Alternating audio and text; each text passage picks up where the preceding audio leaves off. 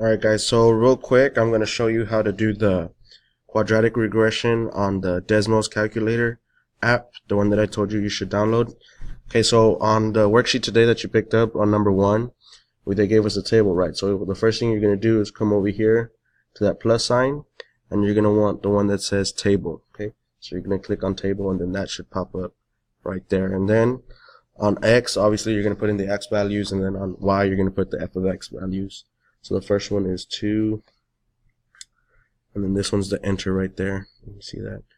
So 2, then 1, -1, -4, and -6.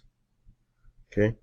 And then if you move back up and you want to go back to your Y, and you can start putting in your Y's there, so that's going to be 3, 4, 6, 9, and 11, right? So that's what our table, and you see up here, it's already drawing them out, and it's already labeling the stats. Okay, so then right here where you see the number 2 box, you can go ahead and click on that.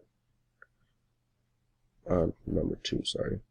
That one right there, okay? And so this is where it gets tricky, right? So we're going to type Y, because we want Y, and we're going to put a 1, right? Because our table has X1 and Y1, okay? So you're going to come down here to Y1, okay? We're not going to put equals, okay? We're going to put this little dash. So if you come over here to ABC, you see this dash right there. It's not really a dash, it's more like a squiggly line. That's the approximation, right? So you want to approximate what the line will look like. So you're going to want that dash, okay? So then that little triangle, don't worry about that triangle. So we want Y1 is approximately, and then we just plug in the equation, which is the quadratic equation. So we put AX1 squared, right? And then we're going to add BX1, right?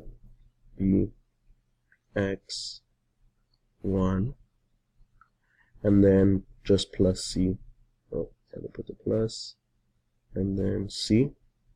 And look, it gives us our line, right? So you see right here, A is 0, B is -1, and C is 5. Okay, so that's just a quick way to do the quadratic regression. It's the same thing. Oh, okay, and so it even draws out the line for you.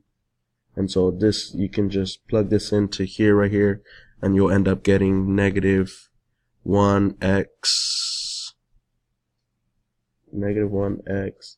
plus 5, which is answer A. So that's how you can use that Desmos graphing calculator. All right.